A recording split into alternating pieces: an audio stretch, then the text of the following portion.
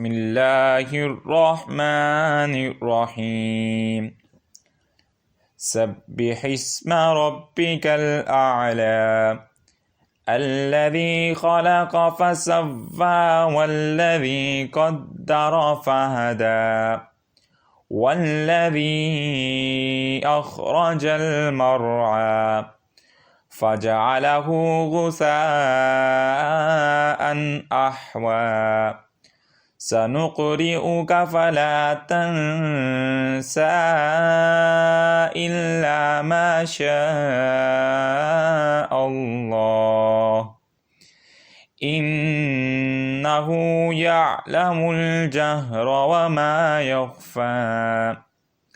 فنيسرك لليسرى فذكر إن نفعت الذكرى سيذكر من يخشى ويتجنبها الأشقى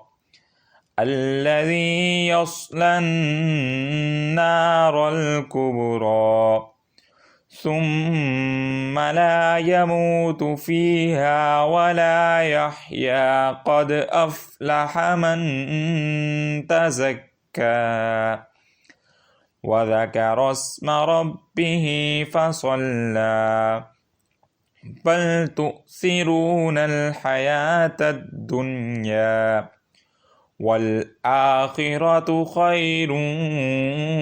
وأبقى إن هذا لفي الصحف الأولى صحف إبراهيم وموسى